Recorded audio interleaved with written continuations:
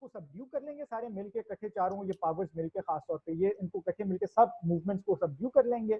और ये मुत्तहद हो जाएंगे लेबर को, दुनिया की जो वर्किंग फोर्स है, मजदूर तबका है, उसको एक्सप्लॉइट करने के लिए, उसका इस्तेसाल करने के लिए। लेनिन ये कहता तो नहीं है, लेकिन लेनिन को मेरे ख्याल में ये अंडरस्टैंडिंग जो थी कार्ल काउची की, वो बहुत मेरे ख्याल में उसको शायद रोमांटिक ज्यादा लगी और सिंपलिस्टिक ज्यादा लगी बनस्बत उसके नुआंस के ना। तो वो ही एक्चुअली वो कहते हैं कि ये जरूरी नहीं है ना, क्योंकि वो ये कहते हैं कि जी कैपिटलिस्ट की आपस में भी इंटरेस्ट हो सकते हैं जो कि कॉन्फ्लिक्ट में हो सकते हैं, बिकॉज कैपिटलिस्ट जो है वो सिर्फ और सिर्फ वो मतलब वो एक सिर्फ और सिर्फ एक सॉर्ट ऑफ एक यूनिवर्सल एब्स्ट्रैक्ट आइडिया के तौर पे एग्जिस्ट नहीं करते, वो कॉन्क्रीट पॉलिटिक्स के अंदर एग्जिस्ट करते हैं मुख्तलिफ मुल्कों की, और उन पॉलिटिक्स का उस इकोनॉमिक पॉलिसी का उस पॉलिटिकल इकोनॉमी का क्लैश आ सकता है किसी और मुल्क की इकोनॉमिक और पॉलिटिकल इंटरेस्ट के साथ, और ये आपस में कैपिटल। तो वो यहाँ पे जो हमें ये जो बता रहा है imperialism the higher stage of capitalism, he is also मतलब ये हमें जो नाम के साथ लगता है कि कैपिटलिज्म की जो हायर स्टेज है वो basically colonisation of the world है ना, वो इंपीरियलिज्म है। लेकिन वो सिर्फ ये नहीं बताना चाह रहा कि ये इसकी हायर स्टेज है, वो ये भी बताना चाह रहा है कि जी जो कैपिटलिज्म है इसके अंदर, इंपीरियलिज्म के अंदर, इसमें मुख्तलिफ इंपीरियल कंट्रीज के आपस में क्लैश आ सकते हैं और वो आपस में लड़ सकते हैं, and that's basically the basis of world war 1 का कॉन्फ्लिक्ट, कि ये जो कॉन्फ्लिक्टिंग इंटरेस्ट हैं ऑफ डिफरेंट इंपीरियल पावर्स, ये रिजॉल्व नहीं हो पा रहे और वो आपस में वो क्लैश कर रहे हैं, और वो उसका रेजोल्यूशन जो है वो वॉर में ही है कि कोई एक साइड जीत जाए, and basically that's why they are at war. तो ये जो सो इसलिए ये जो समझना है कि जी अच्छा ये जो है ये तो इसलिए इसका जो कॉन्टेक्स्ट है वो समझना बहुत जरूरी है कि वो क्या है। दूसरा जो आपने ये सवाल पूछा, मैं इसकी मैकेनिक्स की तरफ भी आता हूँ, आपने ये जो सवाल पूछा कि ये क्यों, एक तो देखिए अब खैर मुझे शुरू में ये नहीं लगता था, लेकिन अब मुझे ये लगता है something, this is something that I think about it and these days as well, कि जी अच्छा लेनिन का इसके अंदर मार्क्स के बारे में एक जो क्रिटिसिज्म की जाती है ना, वो ये कि जी अच्छा उसका तारीख के बारे में एक स्टेजेस व्यू ऑफ हिस्ट्री है ना, कि तारीख जो है वो, और उसको यूरोसेंट्रिक होने के ऊपर भी जो क्रिटिसिज्म होती वो यही होती है कि वो चूंकि समझता था कि यूरोप की हिस्ट्री जो है वो इस तरीके से निकली कि उसमें पहले जो था वो बहुत पुरानी एंशिएंट कम्युनिस्ट सोसाइटीज थी, फिर वो थोड़ी सी वो एग्रीकल्चर के ऊपर आई, फिर उसके बाद फ्यूडलिज्म, और फिर उसके बाद कैपिटलिज्म, और अल्टीमेटली वो सोशलिज्म की तरफ जाएंगी। तो वो जो एक स्टेजेस ऑफ हिस्ट्री थी, या सॉरी स्लेवरी में मिस कर गया बीच में, लेकिन स्लेवरी एंड देन फ्यूडलिज्म, और वो फिर सो ये जो आई थिंक कि ये इन अ वे लेनिन ने उस आइडिया को यहाँ पे ट्रांसपोज कर दिया कि वो उसका जो कैपिटलिज्म के बारे में जो व्यू है ना वो स्टेजेस है, यानी कि कैपिटलिज्म इटसेल्फ जो है अपनी ग्रोथ के अंदर वो मुख्तलिफ स्टेजेस से गुजरती है, और उसकी जो हाईएस्ट स्टेज है वो क्या कहते हैं, वो इंपीरियलिज्म है, और वो क्या कहते हैं, एंड आई थिंक ये I don't know. I think I still think about it. I don't know whether this is actually a simplistic view of history. और ये ज्यादा उसने समझाने के लिए उसको, क्योंकि कई दफा लोग समझाने के लिए भी तो चीजों को सिंप्लीफाई कर लेते हैं ना, कि अच्छा इसको समझ, क्योंकि ये सारी की सारी चीजें जो हैं वो बैक वक्त जो है मुख्तलिफ फॉर्म्स ऑफ कैपिटलिज्म जो है वो एक सोसाइटी के अंदर भी एग्जिस्ट कर सकती है, मुख्तलिफ सेक्टर्स के अंदर। कुछ के अंदर फाइनेंस कैपिटल हैवी हो सकता है, किसी के अंदर मोनोपोली कैपिटलिज्म हैवी हो सकती है, वगैरह वगैरह। तो ये तो इसका ये आई थिंक इसको अब मैं इसको अब अगर जब भी दोबारा पढ़ूंगा तो I am actually going to see it, read it from this particular angle. मेरे ख्याल में इसी पॉइंट पे सिर्फ मैं एक बात कहना चाहूंगा, फिर आप आगे बढ़े। मेरे ख्याल में वो बात भी करता है इसी पम्फलेट में कि जरूरी नहीं है कि मोनोपोली की स्टेज पे कैपिटलिज्म आए तो कंपटीशन नहीं हो सकता, बल्कि कहीं कहीं वो एक साथ एग्जिस्ट कर सकते हैं। ये बात मैंने आज पढ़ी तो जी हाँ इंटरेस्टिंग। हाँ तो वो अब वो क्या कहते हैं, सो एक जो चीज था उसके अंदर इंपीरियलिज्म की जो स्टेज जो की तरफ आता है, वो ये इसको लिंक करता था कंसंट्रेशन ऑफ कैपिटल से। अगेन ये जो मार्क्स ने भी ये बात अपनी कैपिटल के अंदर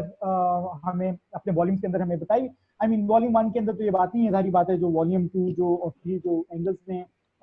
एडिट करके छापे थे उसके अंदर जो उसकी थेरीज हैं उसके अंदर ये बात है कि अच्छा अल्टीमेटली जो कैपिटल की शक्ल है इकोनॉमी के अंदर वो ये होती है, वो कॉन्सेंट्रेशन की तरफ मूव करता है, यानी कि और वो मूव करते हैं, उसकी एक मूवमेंट होती है कि अच्छा वो कम से कम हाथों के अंदर कॉन्सेंट्रेट करता है, मीन्स ऑफ प्रोडक्शन जो है उसकी ओनरशिप जो है वो कम से कम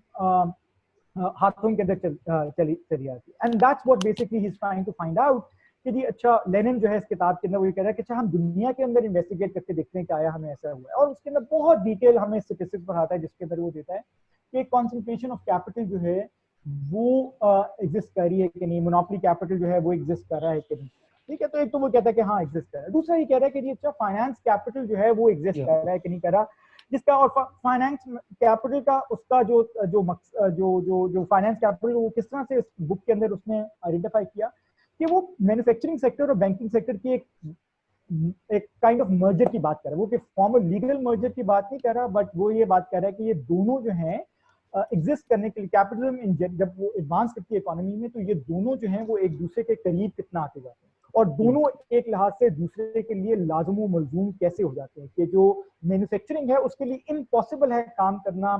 बैंकिंग सेक्टर के अलावा। ठीक है, सो मार्क्स जो था फॉर एग्जांपल वो ये रियलाइज करता था, अगेन ये this is something going back two marks himself, कि वो ये कहता था कि जो क्रेडिट का फ्लो है ना वो कैपिटलिज्म की लाइफलाइन है, वो कैपिटलिज्म की जो वेन्स है, अगर वो एक बॉडी है तो उसकी वेन्स के अंदर जो ब्लड फ्लो करता है ना वो क्रेडिट है। तो क्रेडिट की सप्लाई अगर रुक जाएगी ना तो सब कुछ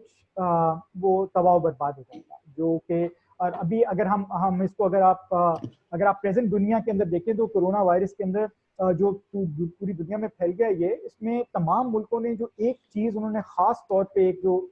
लिया है कि अच्छा वो वर्कर्स की सैलरी तो दे ही दे रहे हैं, लेकिन वो बिजनेसेस के लिए इजी क्रेडिट भी सप्लाई कर रहे हैं, बिकॉज वो जब तक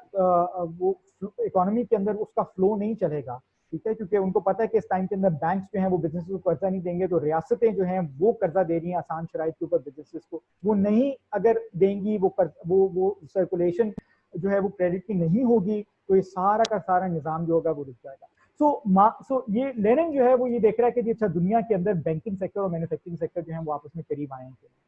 और वो फाइनेंशियल कैपिटल की एक फॉर्म जो है वो एग्जिस्ट करती है करी करती है, और वो ये कहता है कि इस फॉर्म को जो है एक फॉरेन मार्केट की जरूरत होती है, because it needs to expand itself and it needs to look for greater and higher rates of profit. ठीक है, तो वो मुझे अब कुछ पढ़े हुए अरसा हो गया एग्जैक्टली, तो वो रेट ऑफ प्रॉफिट की मुझे याद नहीं कि वो इस्तेलाह इस्तेमाल करता है कि नहीं, लेकिन वो ये मतलब मैं इसको अपने लफ्जों में जो बयान कर रहा हूँ ये कि अच्छा फाइनेंशियल कैपिटल को जरूरत है कि वो और मुल्कों की मंडियां ढूंढे और उसके अंदर जाके वो जाके वहां पे अपने प्रोडक्ट्स को बेचे और ज्यादा से ज्यादा प्रोडक्ट्स बनाए। और उस टाइम के ऊपर जिस टाइम के ऊपर ये किताब लिख रहे हैं वहां पे और मुल्कों के अंदर मंडियां ढूंढने का मतलब फ्री ट्रेड एग्रीमेंट साइन करना या trade agreement bilateral trade agreement sign करना वहां पे होता था कि अच्छा आप कॉलोनाइज कर लीजिए, ठीक है, तो हम आगे हम दूसरी कौम को सिविलाइज करने जा रहे हैं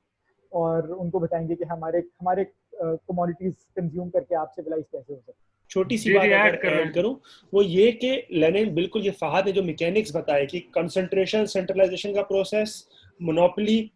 इसकी मर्जिंग विद बैंक कैपिटल और फॉर्मेशन ऑफ फाइनेंस कैपिटल, इसका एक नेशनल स्टेट के साथ जो ताल्लुक बन जाता है और ममालिक में जो एडवांस्ड कैपिटलिस्ट ममालिक हैं, और फिर इसका जो इंपीरियलिज्म के साथ ताल्लुक बनता है। एक जो बात मैं पॉइंट आउट करूंगा, एडिशन करूंगा फहद की बात में, वो लेनिन डिफरेंशिएट करता है imperialism from previous stages of colonisation. वो कहता है कि इंपीरियलिज्म की जो खास बात है वो ये महज ये नहीं है कि वो एक्सपोर्ट ऑफ कमोडिटीज है, वो कहता है एक्सपोर्ट ऑफ कैपिटल, यानी कि सिर्फ ये नहीं, जैसे कि फहद ने कहा, ये तो है कि भाई कमोडिटीज जैसे लंकाशायर की मिल्स में जो कपड़ा बन रहा है, जो सूत बन रहा है, वो हिंदुस्तान में बेचना है, और उसके लिए ईस्ट इंडिया कंपनी ने जो हिंदुस्तान में जुर्म ढाया वो हमें पता है, वो हमको कोई भी आप पढ़ लें जाकर तो हिंदुस्तान में जो मैन्युफैक्चरिंग सेक्टर था उसको किस तरह तबाह किया गया, सिल्क और टेक्सटाइल सेक्टर को किस तरह तबाह किया गया, ताकि इंडिया को अपनी मंडी, अपनी जो प्रोडक्ट्स, अपनी जो अशिया थी उसकी मंडी बनाया जाए। इंपीरियलिज्म वो ये कहता है कि सिर्फ एक्सपोर्ट ऑफ कमोडिटीज नहीं होती बल्कि एक्सपोर्ट ऑफ कैपिटल भी होता है, यानी कि वो सरमाया जो कि कोर ममालिक में बढ़ता चला जा रहा है, जमा होता चला जा रहा है, लेकिन उसके पास वहां पर उस तरह की हो सकता है कि उस तरह की प्रॉफिटेबिलिटी का चांस ना हो, उस तरह की मुनाफा बख्श सरमायादारी का चांस ना हो, उसको फिर छोटे ममालिक में जाकर इन्वेस्ट किया जाता है। और ये जो ऑनक्लेव्स बनाए जाते हैं सरमायादारी के कि भाई ये इलाका मेरा है, नमीबिया जर्मनी का है, साउथ अफ्रीका जो है वो ब्रिटेन का है, हिंदुस्तान ब्रिटेन का है, और अल्जीरिया फ्रांस का है, ये जो आपस में जो एक कंपटीशन होता है कैपिटल के एक्सपोर्ट के हवाले से और उसके ऑनक्लेव्स बनाने के हवाले से। और ये सिर्फ छोटे ममालिक में नहीं, ये यूरोप में भी उन्होंने किया, बेल्जियम में, अल्सास लोरेन में, जो जो यूरोप देख ना जंग जो शुरू हुई यूरोप के अंदर से शुरू हुई। तो ये एक्सपोर्ट ऑफ कैपिटल वाली बात जो ना ये बहुत अहम है इसमें, ठीक है। और यही बात हमें लाती है इस बात पर, शहाब हम इसको बाद में इस पर आएंगे, तुम पहले कुछ पूछ रहे थे लेकिन मैं अभी से इसका अंदेशा दे दूं, वो ये कि सरमायादारी में जो कैपिटल, जो इंपीरियलिज्म है, जो कॉन्क्वेस्ट है, वो क्यों फर्क है जो पुराने जमाने की जो कॉन्क्वेस्ट होती थी, जी मुगल आ गए, उस्मानिया सल्तनत आ गई, ममलूक आ गए एंड सो ऑन, उनमें और जदीद दौर में सरमायादारी दौर की जो इंपीरियलिज्म है, जो कैपिटल इंपीरियलिज्म इसको कहते हैं, उनको तो इंपीरियलिज्म कहना भी नहीं चाहिए मेरे ख्याल में, इंपीरियलिज्म बड़ा मखसूस एक इस्तिलाह है, जो कॉन्क्वेस्ट है उनमें क्या फर्क है, इस पर हम बाद में बात करेंगे। लेकिन मैं इस वक्त बस इसका अंदेशा दे दिया कि कैपिटल की एक्सपोर्ट और उसका जो मुनाफा है वो फिर बड़े ममालिक में लाकर इन्वेस्ट करना, ये उसकी एक मखसूसियत है। मैं thank you very much Ayaz, आपने ये जो पॉइंट उठाया है बहुत जबरदस्त था। और बिल्कुल मैं वो कमोडिटी के बारे में, कंजम्पशन के बारे में जो मेरा कहने का मकसद था, वो एक जाहिर बात है मैं एक सिंप्लीफाइड तरीके से समझाना चाहता, बट ये पॉइंट बहुत अहम है कि उसके लिए जो इंपीरियलिज्म का है वो सिर्फ और सिर्फ एक्सपोर्ट ऑफ कमोडिटीज नहीं है, वो कैपिटल की एक्सपोर्ट की बात कर रहे हैं। और आपने, जैसा आप लोगों ने पहले भी अपने जो सेशंस किए हैं इसके ऊपर, उसमें आप लोगों ने ये बात भी कही, आप लोगों ने अपने नाज़रीन को ये बात बताई भी है कि कैपिटल जो है वो मार्क्सिस्ट टर्मिनोलॉजी में, मार्क्सिस्ट फ्रेमवर्क में वो एक सोशल रिलेशन है, ठीक है। तो वो एक और वो चीजें और जिसके तहत जो है वो चीजों को कमोडिटीज को प्रोड्यूस किया जाता है। तो वो जब कैपिटल एक्सपोर्ट करने की बात करते हैं तो वो बेसिकली एक सोशल रिलेशन को एक्सपोर्ट करने की बात करते हैं। तो ये जब ये कॉलोनाइज कर रहे थे, अंग्रेज वगैरह भी, फ्रांस भी, जर्मनी भी, इटली भी, पुर्तगाल, स्पेन, ये लोग जो थे, ये जब इनके अपने अंदर कैपिटलिज्म के और नेदरलैंड्स खास तौर पे, तो ये लोग जब कॉलोनाइज करते थे, खास तौर पे इंग्लैंड और नेदरलैंड से भी कॉलोनाइज करते थे, तो ये लोग सिर्फ और सिर्फ जो थे वहां जाके कब्जा करके वो उसके ऊपर हुकूमत नहीं करने लग जाते थे, बल्कि उस जो माशरे को जिसको जाके ऑक्यूपाई करते थे उसका पूरा का पूरा सोशल फैब्रिक ही चेंज करने की कोशिश करते थे और उसको उस चीज में ढालने की कोशिश करते थे जो उनके अपने मुल्कों के अंदर एग्जिस्ट करती थी। तो आप देखते हैं कि जी अच्छा, ईस्ट इंडिया कंपनी भी जब बंगाल के अंदर आती है, बंगाल के अंदर, और वहां पे जब वो अपने कदम जमा लेती है, अपने आप को मजबूत कर लेती है, तो वो सबसे पहला काम क्या करते हैं कि वो एक परमानेंट सेटलमेंट एक्ट लेकर आते हैं ना, 1791 के अंदर, 92 के अंदर उन्होंने इंट्रोड्यूस किया है, लेकिन उसके खदोखाल जो थे उन्होंने उसे 10-20 साल पहले इंट्रोड्यूस करने शुरू कर दिया। तो वो क्या है, वो परमानेंट सेटलमेंट जो है वो बेसिकली वो एक लीगल क्या कहते हैं लॉ है जो कि कन्वर्ट कर रहा है उनके नजदीक बंगाल के अंदर लैंड को इनटू प्राइवेट प्रॉपर्टी, क्योंकि उनके ख्याल में वो यहाँ पे एग्जिस्ट नहीं करता, तो इसको चेंज करना चाहिए। और इसके क्योंकि और ये उनके अपने मुल्कों में एग्जिस्ट करता है, अपने जहां से वो खुद आए हैं, तो उनके ख्याल में एक बेहतर चीज है। और ये जो चीज है लैंड के अंदर प्राइवेट प्रॉपर्टी का सवाल जो था अंग्रेजों के लिए यहाँ पे बहुत अहम था। मतलब 1920s 30s तक वो जो था वो इसी चीज के ऊपर, सवालात के ऊपर वो गौर कर रहे थे कि जी अच्छा, हमने इस इंडिया के, हिंदुस्तान के अंदर प्राइवेट प्रॉपर्टी को आम कैसे करना है। मतलब 1920s के अंदर मैथ्यू नील्सन का मेरे ख्याल में थीसिस भी है इसके ऊपर, वो मैथ्यू नेल्सन है मेरे ख्याल में उसका, जिसमें 1920s के ऊपर उसने इंडिया के पंजाब के अंदर बहुत बड़ी कॉन्फ्रेंस हो रही है जिसके अंदर वो देख रहे हैं कि पंजाब के अंदर जो लैंड राइट्स एग्जिस्ट करती है उसके अंदर प्राइवेट प्रॉपर्टी एग्जिस्ट करती है कि नहीं करती। मतलब आप हिंदुस्तान को कॉलोनाइज आपने करना शुरू किया हुआ 1757 से लेकर और आप 1920 तक आपको यही नहीं समझ में आ रही कि यहाँ पे प्राइवेट प्रॉपर्टी एग्जिस्ट करती है कि नहीं करती है और इसको कैसे इंट्रोड्यूस कराना चाहिए। तो ये दिस इज आई थिंक, ये एक मैंने इस्तारन एक बात जो करने की कोशिश की है, समझाने की जो अपनी तरफ से कोशिश कर रहा हूँ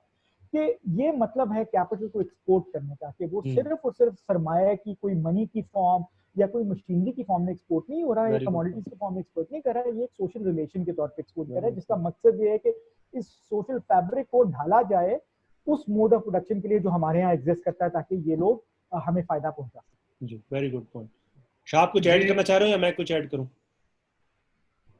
मैं बस सिर्फ यही कहना चाहूंगा कि जैसे फाद और आप दोनों ने जिक्र किया कि लेनिन खुद भी बात करता है कि ये एक खास मखसूस स्टेज है, एक मरहला है सरमायादारी का,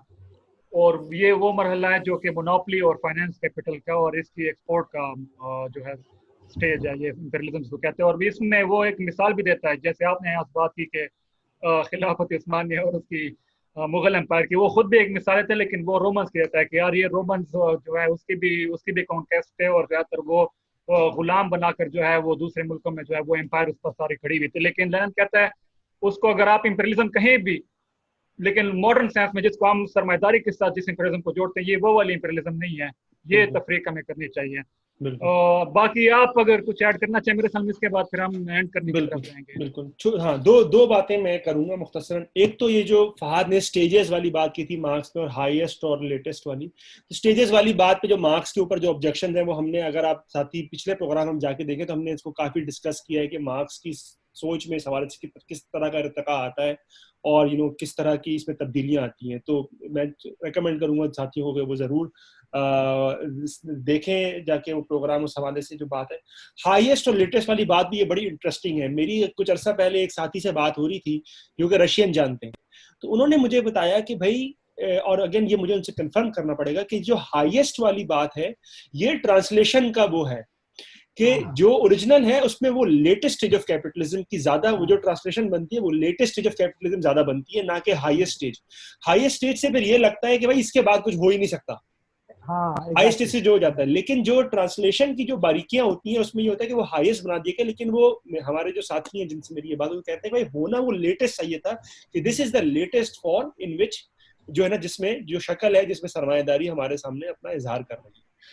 और अगेन जो हाईएस्ट वाली बात है वो एक लेवल पे सेंस भी बनाती है कि उस जमाने में देखें इंसान की तारीख में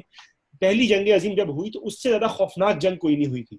मॉडर्न वेपनरी, इतने बड़े स्केल पर पूरी दुनिया के ऊपर जंग इससे पहले कभी नहीं, जितना खून खराबा उस जंग में वो उसके बाद फिर दूसरी जंग अजीम, माशाल्लाह सरमायादारी तो क्या बात है सरमायादारी। लेकिन तो उस जमाने में जिस किस्म की तबाही उस जंग के तहत हो रही थी, वर्ल्ड वॉर 1 के तहत, जब पहली जंग अजीम के तहत, तो उसमें लगता यही था कि भाई इसके बाद और कुछ नहीं हो सकता। इसके बाद फिर वो वही बात है जो रोजा लग्जमबर्ग की मशहूर बात थी कि भाई यहाँ तो सोशलिज्म है या बार्बरिज्म है, यहाँ कम्युनिज्म है या बर्बरियत है। तो उस जमाने में जब हाईएस्ट स्टेज कहा गया था और ये कहा जा रहा था और ये एंटिसिपेशन थी सिर्फ मार्क्सिस्टों में नहीं, बहुत सारी परतों में, बहुत सारी ऐसी नजरियात में कि यार इसके बाद अब कुछ बहुत ही मुख्तलिफ होना पड़ेगा। तो उस सेंस में हमें हाईएस्ट जो लफ्ज जो ट्रांसलेशन हुई वो समझ में आ सकती है। लेकिन इसकी एक और ट्रांसलेशन जो कि लेटेस्ट है, जो कि again which takes us away from the kind of more stages conception कि जी ये आखिरी या सबसे हाई स्टेज है। ये तो मैं छोटी सी बात कर रहा था। दूसरी बात ये जो फहाद ने जो सोशल रिलेशन वाली बात की, ये बहुत अहम बात है, क्योंकि हमारे यहाँ जब भी सरमायादारी के हवाले से बात होती है, जो हमारे यहाँ जो लिबरल तबका है, मैं पाकिस्तान की बात कर रहा हूँ, उनको, क्योंकि वो बेसिकली सरमायादारी के अपोलोजिस्ट होते हैं, ठीक है, वो और वो बुर्जुआ जो रिलेशन टाइप है उनके जो है ना वो अपोलोजिस्ट, बुनियादी तौर पर अगर मैं बात करूँ, सादा सी बात करूँ, तो वो जो है ना वो करते ऑब्फस्केशन जिसको हम कहते हैं कि जी अमेरिका ने किया और बरतानिया ने किया तो मुसलमान भी करते रहे, या हिंदुओं ने भी एम्पायर बनाई और मुसलमानों ने भी बनाई। ओ भाई नहीं यार, कॉन्क्वेस्ट में, मिडीवल जमाने के कॉन्क्वेस्ट में और सरमायादारी दौर की कोलोनियलिज्म और बाद की इंपीरियलिज्म में बहुत जमीन आसमान का फर्क है, नहीं कंपैरिजन करा जा सकता। इसमें आप जो भी पॉलिटिकल इकोनॉमी के लिटरेचर पढ़ लें, मुगल अगर आते थे, ममलूक अगर आते थे,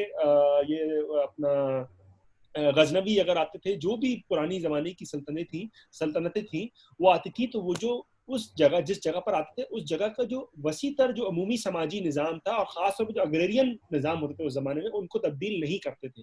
इस पर तो बहुत सारी तहरीरें हैं, हरवंश मुखिया ने, अपना क्या नाम है, इरफान हबीब ने, कि भाई इवन मुगलों के ज़माने में जो अंडरलाइंग जो सोशल और जो प्रोडक्शन पैदावारी निज़ाम था, अग्रेरियन निज़ाम था, वो कोई ख़ास तब्दील नहीं हुआ था। कॉलोनियलिज्म की खास बात यह है, जो कि फहाद ने बताया, कि एक तो कमोडिटीज की एक्सपोर्ट, कमोडिटीज बाहर से आ रही हैं, बाहर से आना किसी रूलर का कोई ऐसी खास बात, कोई ऐसी नई बात नहीं थी। पॉइंट ये था कि यहाँ से मुनाफा लेकर, यहाँ से मुनाफा इस्तेसाल कर कर उसको जाके इन्वेस्ट करना कोर के ममालिक में, जिनको हम मदर कंट्री कहते हैं। यानी कि आपने तमाम पैदावार का अमल यहाँ पर किया, यहाँ पर अनाज उग रहा है, यहाँ पर यहाँ पर गल्ला उग रहा है, यहाँ पर सरमायादारी हो रही है, लेकिन उसका जो मुनाफा है, उसका जो फायदा है, वो उन्हीं वो तबकात, जो हुक्मरान तबकात हैं, वो उस मुल्क में, उस ज्योग्राफी में, उस टेरिटरी में इन्वेस्ट नहीं करते, बल्कि जाके किसी मदर कंट्री में इन्वेस्ट करते हैं। इसीलिए आज के हमारे वो लोग कहते हैं कि हमारे यहाँ ऑक्सफोर्ड क्यों नहीं है, कैम्ब्रिज नहीं है। भाई इसलिए नहीं है क्योंकि यहाँ से जितना सारा उन्होंने चोरी वोरी करके ना सब वहां पर बनाया, ठीक है। तो ये सच बात है, ये ऑब्फस्केशन है। और फहाद की जो दूसरी बात थी, रेशलाइज जो सोशल रिलेशन, ये बहुत अहम बात है कि एक तो ये डिपेंडेंसी का मामला, जो ना डिपेंडेंसी जिसको हम कहते हैं, जो एक वाइडर सर्किट ऑफ कमोडिटी और सरप्लस वैल्यू रियलाइजेशन जिसको फहाद ने इसकी तरफ इशारा किया, वो एक बहुत डिफरेंशियल स्पीशिया है बहुत मखसूसियत है कैपिटलिस्ट टाइप ऑफ कॉलोनियलिज्म की, कॉन्क्वेस्ट की, और जिसको बाद में लेनिन इंपीरियलिज्म कहता है। और सोशल रिलेशन वाली जो फाद ने बाकी की प्राइवेट प्रॉपर्टी लाना, और फिर उसके साथ साथ जो रेशलाइजेशन हुई, जो रेस के कॉन्सेप्ट्स दरमियान में आए, जो खास स्पेसिफिक जिसको हम कहते हैं मोडेलिटी ऑफ रूल, जो हुक्मरानी करने का खास तर्ज था, जो तरीक़ाकार था, वो बहुत मुख्तलिफ था कंपेयर टू से मुगल आप कह लें या ममलूक कह लें एंड सो ऑन, या मंगोल कह लें। और उसमें खास फर्क क्या था कि जो रेस का जो कॉन्सेप्ट है, रेस का जो तस्वुर है, नस्ल का, नस्ली बर्तरी का, वो हमें सरमायादारी निज़ाम के साथ नजर आता है। और उसकी बहुत सारी वजूहात है, इसके बारे में बहुत लोगों ने लिखा है। इसमें सबसे मशहूर ऑफ कोर्स फूको हैं, लेकिन उसके अलावा भी बहुत लोगों ने लिखा है। अफ्रीका के कॉन्टेक्स्ट में महमूद ममदानी है, अमेरिका के कॉन्टेक्स्ट में बारबरा फील्ड्स हैं। उन्होंने लिखा है कि भाई किस तरह रेस का जो कॉन्सेप्ट है, खासतौर पर बायोलॉजिकल रेस का कॉन्सेप्ट है, कुछ लोगों में बायोलॉजिकल लेवल पर कुछ लोग इंफीरियर हैं, कुछ लोग बल्कि इंसान ही नहीं है, और कुछ जो है वो इंसानियत का बिल्कुल पैकर इंसानियत है, सरापा इंसानियत है। ये जो बायोलॉजिकल इंफीरियोरिटी का जो कॉन्सेप्ट है, जो कि रेस के साथ आता है कि भाई ये काला है, क्योंकि ये काला है तो ये इस तरह होगा, क्योंकि ये गोरा है वो इस तरह होगा, वो हमें सरमायादारी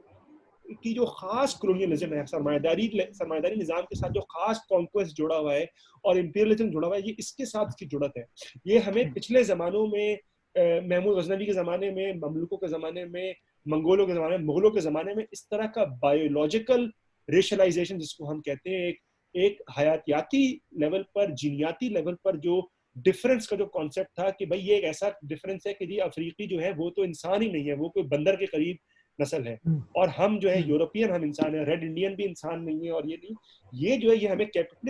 कैपिटलिज्म के साथ हमें नजर आता है। और ये आप देख लें, ये कोई एबेरेशन नहीं थी, ये कोई गलती नहीं थी। जो मेजर लिबरल थिंकर हैं जमाने के 18वीं और 19वीं सदी के, उनमें लिबरल इक्वालिटी और स्लेवरी और रेशलाइजेशन के जो जस्टिफिकेशन है, कि जो जवाज है, साथ साथ आपको मिलते हैं। आप इनमें नाम लेते जाएं, मोंटेस्क्यू ले लें आप, इनमें इवन हेगल में आपको नजर आता है, वोल्टेयर ले लें, तो इनमें ये जो रेस का जो कॉन्सेप्ट है, रेस का जो तस्वुर है, और मखसूस जो रेस का तस्वुर है कैपिटलिज्म के साथ जो जुड़ा हुआ है, वो कैपिटलिज्म और इंपीरियलिज्म के साथ जुड़ा हुआ है। इसको आप हमें बिल्कुल भी नहीं मिलाना चाहिए जो मिडीवल जमाने के कॉन्क्वेस्ट होते थे, क्योंकि एक बहुत क्वालिटेटिव फर्क है, सिर्फ क्वांटिटेटिव फर्क नहीं है, क्वालिटेटिव फर्क है। और जिसकी बुनियादी वजह जो फहाद ने बात की कि कैपिटल जो है वो महज एक शय नहीं है, वो एक सोशल रिलेशन है। इसलिए जब इंपीरियलिज्म होती थी, जब नौआबादियात बनाई जाती थी, जब साम्राज्यियत आती थी, तो फिर वो अमूमी तौर पर सोशल रिलेशंस को, जो वसीतर समाजी रिश्ते थे, उनको तब्दील करते थे, और उसके तहत जो तर्ज हुक्मरानी था उसमें जो तफरीक लाई जाती थी रेस के मुताबिक और इवन एथनिसिटी के मुताबिक। हमें महमूद ममदानी का काम मिलता है अफ्रीका के हवाले से, फ्रांस फैनोन इसके बारे में लिख चुके हैं, वॉल्टर रॉडनी, बहुत सारे लोग हैं इस बारे में लिख चुके हैं। तो हमें ये जो सरमायादाराना जो नौआबादियाती जो तरीक़ाकार है, जो साम्राज्यियत है, इसकी मकसूद को समझना पड़ेगा कि भाई ये इसकी मकसूद समझ के इसकी सरमायादारी से लड़ना होगा, ना कि हम बस ये करें कि भाई ये तो हमेशा से होता चला आ रहा है, पहले मुसलमान करते थे, अब हिंदू करते, तो आप क्यों रो रहे हैं, आप गोरे कर रहे हैं, इस तरह नहीं। हाँ नहीं, ये बिल्कुल जबरदस्त बात बाद आप कुछ ऐड करना चाहेंगे तो मुख्तसर में, ताकि नहीं, आई थिंक ये बहुत जबरदस्त बातें, आई थिंक अयाज ने बहुत जबरदस्त अपने कॉन्टेक्स्ट दे दिया इंपीरियलिज्म का भी और कैपिटलिज्म का। मैं बस असल में शुरू में जो एक बात वो कह रहे थे, going back to what Lenin had written, कि उस टाइम पे वाकई वो जो हाईएस्ट और लेटेस्ट का जो हमें याज ने बताया, वो बहुत ही आई थिंक जबरदस्त रिसर्च है ना। और वो लेटेस्ट जो है वो बात अब सुन के भी समझ में आ रही है कि ये लेटेस्ट स्टेज ऑफ कैपिटलिज्म ही था। मेरे एक उस्ताद थे हान सेरबार, जब मैं यूनिवर्सिटी ऑफ यूटा के अंदर पढ़ा था, तो वो जर्मन थे, उनको फ्रेंच भी आती थी, तो उन्होंने मार्क्स के वॉल्यूम 1 की पूरी एनोटेशन लिखी, जिसमें उनका मेरे ख्याल में सिर्फ एक सबसे बड़ा जो उनको अफसोस ये था कि अंग्रेज़ों ने उसको जब ट्रांसलेट किया फ्रेंच से अंग्रेजी के अंदर, तो जो कैपिटल की असल जो एसेंस है ना, उसको बर्बाद कर दिया। तो उसके अंदर हाशियों के अंदर आपको उस एनोटेशन के अंदर अक्सर जगह वो मिलता है कि जी अच्छा, ये जो है ना अंग्रेजी के अंदर इस लफ्ज का तर्जुमा जो है वो ठीक नहीं है, जर्मन के अंदर तो ये लफ्ज था और उसकी ट्रांसलेशन फ्रेंच के अंदर ये थी, और ये दोनों करीब करीब है, और जो अंग्रेजी में तो इसका कोई आपको सर पैर ही नहीं समझ में आता। तो वो आई थिंक वो लॉस्ट इन ट्रांसलेशन वाला जो एस्पेक्ट है ना, वो बहुत इंपॉर्टेंट होता है इन सारी चीजों के अंदर। एक ये जो, और ये वर्ल्ड वॉर 1 जो थी उस टाइम के हवाले से अगर आप देखें कि जी अच्छा ये जो ये वाकई एक ऐसी वॉर थी जो कि उस वक्त मतलब उससे पहले जो थी जिंदगी में, मतलब जब वर्ल्ड वॉर 2 हो रही है तो लोगों ने एक बहुत हॉरिफिक वॉर देख चुके हैं, वो वर्ल्ड वॉर 1 के है। अब भी जितनी जंगें होती हैं तो हम एक बहुत बड़ी तबाहियां जो हैं वो बड़े लेवल के ऊपर हम देख चुके हैं वर्ल्ड वॉर 2 के अंदर। उसके बाद सस्टेन कॉन्फ्लिक्ट के अंदर, वियतनाम के अंदर, इराक के अंदर, अफगानिस्तान के अंदर साल से 2-3 डेकेड से वॉर चले जा रही है, वो खत्म होने का नाम नहीं ले रही। तो लेकिन हमारे पास एक पीछे बेंचमार्क्स है। जब 1914-15 में जब वर्ल्ड वॉर 1 स्टार्ट हो रही है तो उससे पहले की जो वॉर थी, उस तरह के वेपन्स थे, उस तरह की जो मिलिट्री ऑर्गेनाइजेशन थी, मसलन केमिकल वॉरफेयर का जो इस्तेमाल था वो कभी हुआ ही नहीं था ना। नर्व गैस का इसका इस्तेमाल था ना मेरे ख्याल में। और उसके इससे ये नहीं था कि जी अच्छा इससे आप अब और ये जो चीज फिर मुख्तलिफ चीजों में भी रिफ्लेक्ट करती है ना। अब्दुल्ला हुसैन ने मेरे ख्याल में उसका जो नॉवेल है ना उदास नस्लें, बिल्कुल, हाँ, उसके अंदर वो उन्होंने बड़ी तहकीक करके लिखा ना कि उसका क्या इम्पैक्ट था उस वॉर के अंदर के, जो यहाँ से जो इंडिया से जो लोग फाइटर गए थे वापस आए थे। अब मुझे ये एक्सप्रेशन याद है कि उसके अंदर एक कैरेक्टर था जो वॉर के अंदर वो नहीं उसका सांस वो कहता है उसका सांस धूकने की तरह चलता है, यानी कि वो सांस उसको आता नहीं है क्योंकि वो नर्व गैस सूंघ के उसकी जो रेस्पिरेटरी सिस्टम होता है वो डैमेज हो गया होता है, वो सांस नहीं ले पाता सही तरीके से। सो आई थिंक यू नो उस तरह की जो उसका इम्पैक्ट था वर्ल्ड वॉर 1 का, वो आई थिंक वो माशियात के ऊपर और सियासत के ऊपर था ही। Psychologically it was I think profound कि दुनिया ने उस लेवल का, उस तरह का ऑर्गेनाइज्ड वायलेंस जो था वो नहीं देखा था। बर्बरियत की मिसालें मिलती थी लोकलाइज्ड लेवल के ऊपर, फलाने ने फलाने जगह पे जाके अटैक कर दिया और सबको मार दिया, इस तरह localised example. Large scale global scale के ऊपर इस तरह की बर्बरियत की एग्जाम्पल नहीं मिलती थी कि दुनिया में इस लेवल की। और फिर ये कि मोबिलाइजेशन जो थी आर्मी के लिए, कि आप हिंदुस्तान से लोगों को मोबिलाइज करके आप किन फ्रंट पे यूरोप में जाके लड़ा रहे हैं। तो ये जो चीजें थी, ये जो मोबिलाइजेशन थी लोगों की, आर्मी की, ये बहुत ही वो लगता यही था कि जी अच्छा ये जो क्राइसिस इन अ वे, अगर वहां उसको किसी ने लेटेस्ट को हाईएस्ट कर भी दिया ट्रांसलेशन, तो उसमें भी कोई इस तरह से नहीं है कि वो लगता यही था कि ये शायद हाईएस्ट है। और लेनिन के आप वो पढ़े भी तो लगता उसमें यही है कि लेनिन खुद भी बहुत ज्यादा वो हैरान परेशान है। उसका ख्याल था कि this is the end of capitalism in some ways. उसके कुछ पैसेजेस हैं, उसको पढ़ के आपको लगता है कि यार ये बस कैपिटलिज्म के बाद खत्म होने वाला है। रोजा लग्जमबर्ग वाली बात आपने इशारा किया कि या तो सोशलिज्म है या बार्बरिज्म है, यहाँ पे बर्बरियत है या कम्युनिज्म है। तो वो लेनिन की अपनी उसके अंदर भी आपको लगता है कि अच्छा ये तो इससे आगे और क्या होगा, इससे ज्यादा जुल्म जो है वो कैपिटलिज्म क्या कर सकता है। बिल्कुल। तो शुक्र है कि लेनिन जिंदा नहीं रहे उसके बाद, ज्यादा देर तक उन्होंने देखा नहीं कि क्या कुछ कर सकता है। अच्छा, मेरे ख्याल में अब हम एड की तरफ जाते हैं। और हाँ, ये ट्रांसलेशन का मेरे ख्याल में जो मैं पढ़ रहा था पिछले दिनों, ये इंपीरियलिज्म वाले, वो कहीं कहीं पे इंग्लिश में लेटेस्ट भी ट्रांसलेट हुआ पड़ा है, लेटेस्ट पेज। और इसके अलावा शायद मेरे ख्याल में ट्रांसलेशन का तो वैसे ही बहुत मसला है। मार्क्स में भी चाहे आप ले लें, वो मार्क्स को याद है हमने ग्रामशी में ले लें, हमने पिछले में बाद में what is to be done में जो है वो पिछले प्रोग्राम में या 2 प्रोग्राम पहले भी हमने बात की थी कि मार्क्स में भी जो मैन का लफ्ज है वो गलत ट्रांसलेट हुआ है। मार्क्स जो जर्मन में लफ्ज इस्तेमाल करता है वो ह्यूमन बीइंग इस्तेमाल करता है, टाइल मैनशे, और वो और मैन का लफ्ज जो है वो जर्मन में मैन है, MAN, जैसे थॉमस मैन है। लेकिन क्योंकि वो मैन ट्रांसलेट हो जाता है ह्यूमन बीइंग के बजाय, तो वो अक्सर होता है कि जी मार्क्स तो मर्दों के बारे में बात कर रहा है। नहीं, वो लिख रहा जर्मन में ह्यूमन बीइंग है, लेकिन वो ट्रांसलेट जो है ना वो अक्सर मैन हो रहा होता है। एनीवे सॉरी शाहब आप। और हाँ, लेनिन में आगे खास कर चूंकि अगले प्रोग्राम में हम सियासत की तरफ बढ़ेंगे कि बेसिकली लेनिन सियासत पॉलिटिक्स की जो स्पेसिफिसिटी के बारे में क्या बात करता है, तो उसमें हम फिर भी इस पर शायद बात करेंगे ट्रांसलेशन पे, क्योंकि वहाँ भी जो है वो स्पॉन्टेनिटी और कॉन्शियस के 2 अल्फाज जो हैं वो अंग्रेजी में गलत तर्जुमा हुए पड़े, उस पर हम बाद में जाके बात करेंगे। और इख्तितामिया के तौर पर मैं सिर्फ दोबारा से जरा जोर देना चाहूंगा कि जैसा कि फाद ने बात की और आपने बात की कि लेनिन जो भी चीज़ लिख रहा है तो वो किसी के साथ बहस के नतीजे में लिख रहा है, चाहे वो डेवलपमेंट ऑफ कैपिटलिज्म उसने लिखी तो खासकर पेजेंट्री के हवाले से लेके, और वहाँ उस वक्त की जो डिबेट थी, और फिर उसी टेक्स्ट की बुनियाद पर जो है डेवलपमेंट ऑफ कैपिटलिज्म लेनिन सारी अपनी सियासत उस्तवार करता है रूसी समाज के मुताले के पस मंजर में। और फिर उसमें सियासत पर खासकर बहुत मखसूस जोर दिया जाता है, क्योंकि जैसे मैंने पहले बात की कि वो बुनियादी इख्तलाफ रखता है जो पॉपुलिस्ट थे उनकी सियासत के साथ, कि वो ज़्यादातर इंडिविजुअल टेररिज्म और फिर साजिशी सियासत के जरिए से जो है वो तब्दीली लाना चाहते थे या समझदारी को रोकना चाहते थे। और इसके साथ साथ जो साम्राज्य की बात की, मेरे ख्याल में एक और बात भी हो सकती थी, लेकिन चूंकि आगे सियासत पर बात करेंगे हम, कि लेनिन अगर साम्राज्य पर भी लिख रहा है तो वो भी सियासत के पस मंजर में लिख रहा है कि बेसिकली जब साम्राज्य की खास जो है स्टेज आती है सियासत में, तो उसके साथ साथ सियासत की शक्ल या उसकी सूरत जो है उसकी फॉर्म्स में तब्दीली आती है। उसका कंटेंट शायद उसी तरह रहे लेकिन उसकी फॉर्म्स जो है वो तब्दील होती रहती हैं। और फिर उस स्टेज पर क्या सियासत की क्या थ्योराइजेशन होनी चाहिए, सियासत किसको कहते हैं, पार्टी का क्या किरदार होना चाहिए, या इंटेलेक्चुअल्स क्या होते हैं, स्पॉन्टेनिटी क्या होती है, वर्किंग क्लास मूवमेंट क्या होती है, और फिर हेजेमनी क्या होती है, और इनकलाब किस तरह से बनता है, इनकलाब किसको कहते हैं और बहरान किसको कहते हैं। इन सारी चीज़ों पर हम जो है आगे प्रोग्राम में कोशिश करेंगे और सियासत पर की जो है पॉलिटिक्स की जो है थ्योराइजेशन पर बात करेंगे। तो उम्मीद करते हैं कि आपको ये प्रोग्राम हमारा पसंद आएगा, और फाद आपका खास तौर पर शुक्रिया, आपके साथ बात करने में बड़ा मजा है। तो इंशाल्लाह आपसे अगले प्रोग्राम मुलाकात होती है और लेनिन की सियासत पर जो है बात करेंगे। तो अभी हम आपको जो है खुदाफिज कहते हैं और आपसे गुजारिश भी करते हैं कि इस प्रोग्राम को आप लाइक करें और मजीद दोस्तों से भी शेयर करें, और सिर्फ शेयर ना करें बल्कि इससे अगर तहरीक लें तो ज़्यादा बेहतर है कि आप भी जो है इस फिक्र पर आएँ और लेनिन